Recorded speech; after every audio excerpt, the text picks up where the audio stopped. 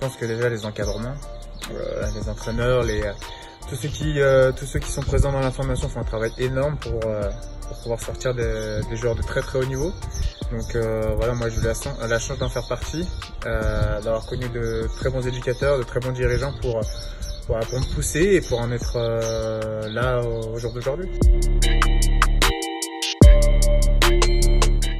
Déjà tout petit, j'étais au bord des terrains, voilà, j'allais regarder mon père jouer, tout ça en famille, et puis c'est ce qui m'a donné aussi l'envie de faire un peu comme lui, de pouvoir intégrer ce sport et puis de devenir gardien. C'est lui qui m'a transmis cet amour pour ce poste et aujourd'hui j'en suis extrêmement content.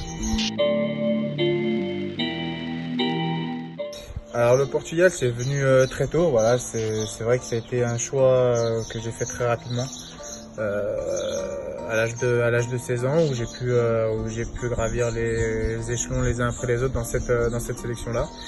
Et puis voilà, ça a été un choix logique pour moi pour la suite de ma carrière, pour ma famille. Donc voilà, je regrette en aucun cas le choix que j'ai pu faire plus jeune.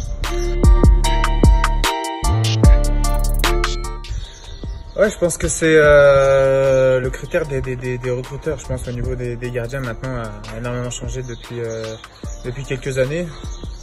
Après la taille peut être un avantage comme un inconvénient pour plusieurs cas, mais voilà, moi j'ai toujours tendance à dire la taille se situe où sont les mains au niveau du ballon, et c'est vrai que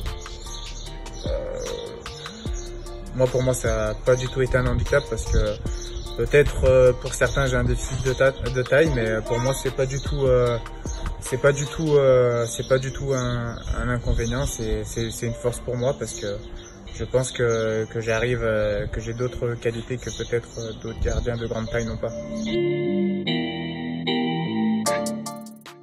Alors je regarde pas spécialement beaucoup de football hormis l'OL. C'est vrai que j'ai plutôt l'habitude de regarder toujours mes matchs après les avoir joués, et ce qui me permet aussi de pouvoir continuer à apprendre, de pouvoir continuer à évoluer et de voir ce que j'ai fait de bien, de moins bien, et de pouvoir essayer de rectifier ça match après match.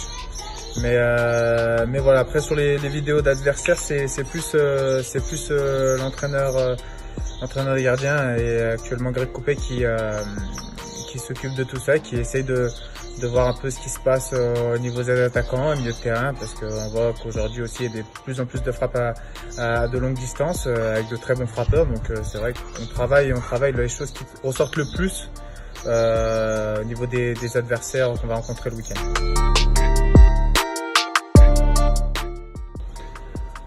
Alors compliqué oui et non, parce que c'est vrai qu'on a en face de nous des extraterrestres, voilà, des joueurs de très très haut niveau qui sont les meilleurs mondiaux. Donc voilà, je dis pas que c'est compliqué. Je pense que c'est une chance, et c'est vrai que c'est pas non plus donné à tout le monde de pouvoir jouer contre des équipes comme celle-ci. Mais voilà, pour moi c'était une expérience extraordinaire à vivre, et j'espère en vivre énormément encore. Je pense que le travail c'est la clé de la réussite avant toute chose. Pour moi c'est ce qui m'a permis d'être où je suis, d'en être où je suis, et d'être voilà, dans le monde professionnel depuis pas mal d'années, et je pense que le travail, il n'y a pas de secret, hein. Quand on travaille, généralement on est récompensé, et moi j'ai énormément travaillé pour atteindre le niveau que j'ai aujourd'hui. Je leur fais déjà un gros coucou.